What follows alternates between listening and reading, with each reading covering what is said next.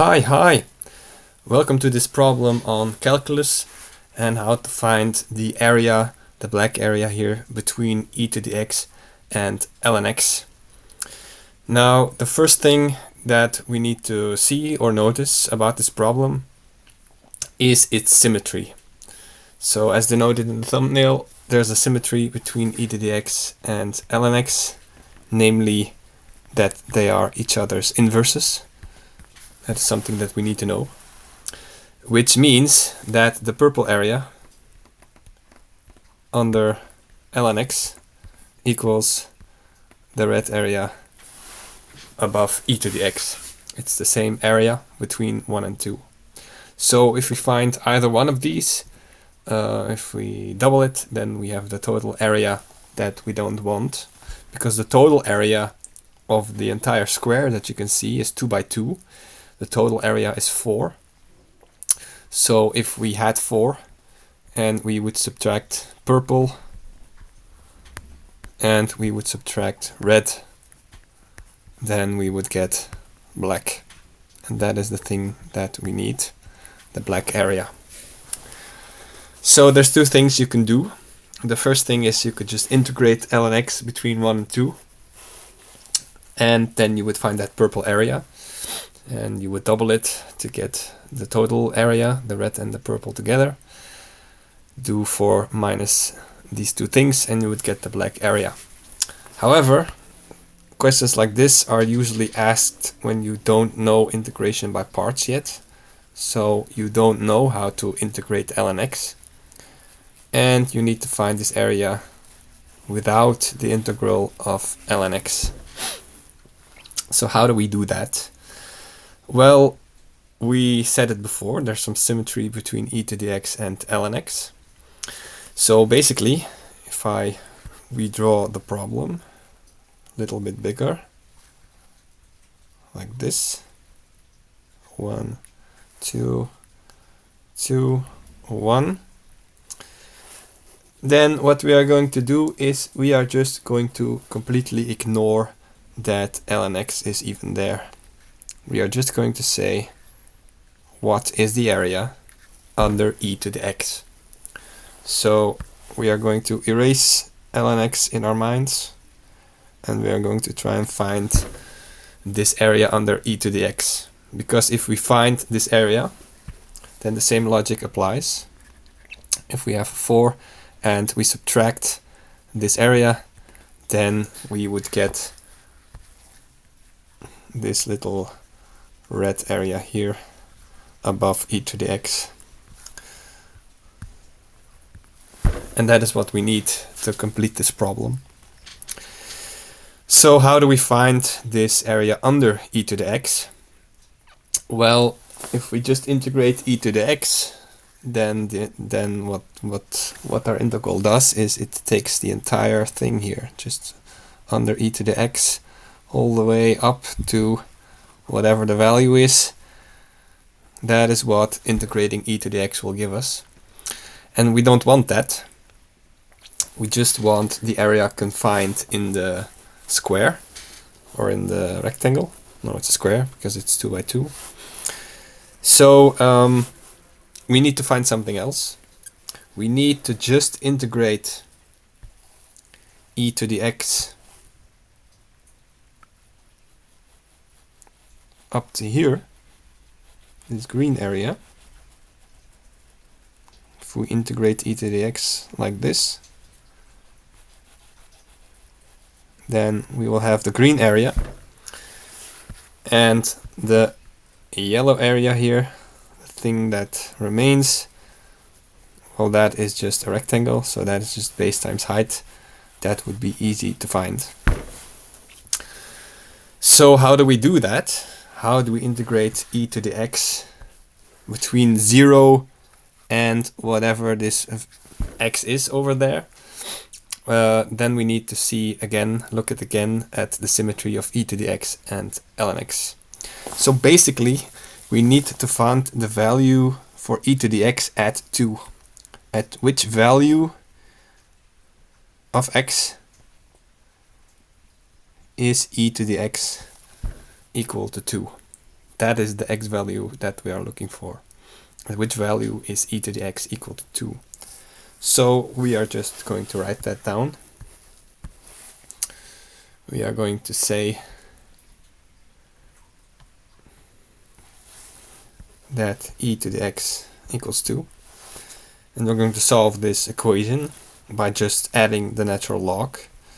If we add the natural log to e to the x and to the 2, we've done the same thing on both sides of the equation, so that is allowed. ln and e will cancel each other out, because we know by symmetry they are each other's inverses, so they cancel. And we see that this x is just ln 2.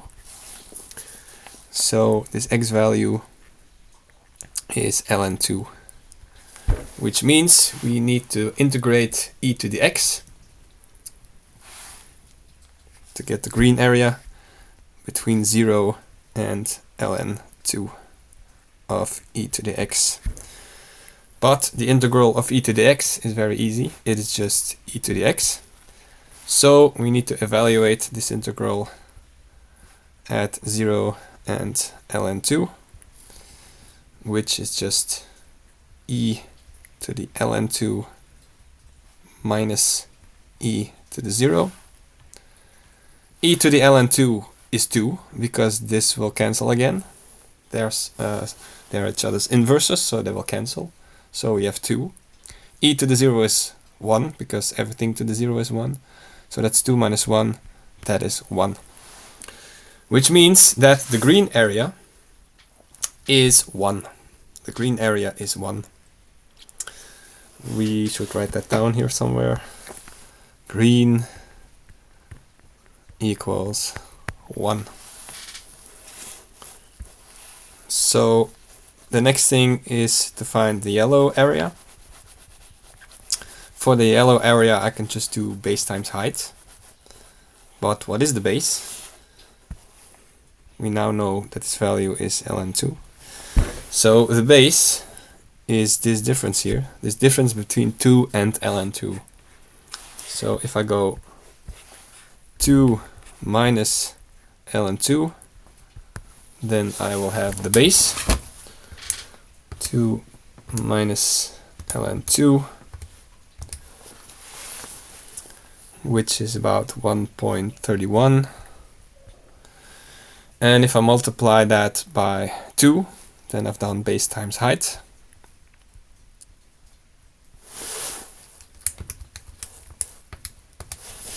That's 2.62. Then that is the area of the yellow rectangle. So we will write yellow equals 2.62. So the total area under e to the x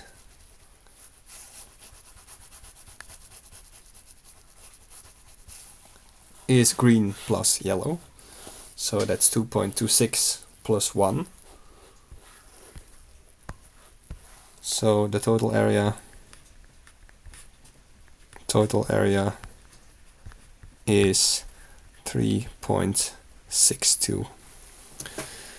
So now if I say that if e to the x wasn't there, then it would just be a square, 2 by 2 square. If e to the x wasn't there, the red area wasn't there, then it would be 4. The area would be 4, 2 times 2. So now if I have 4 and I subtract green and I subtract yellow, then I get red.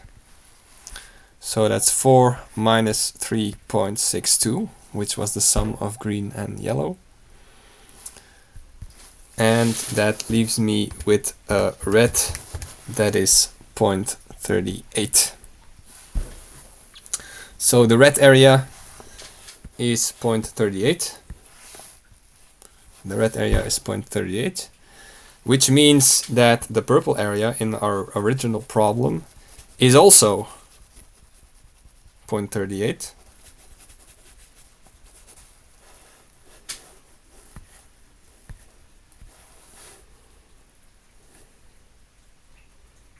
So when we write our original thought, black is equal to 4 minus red minus purple, then that is 4 minus 2 times 0.38.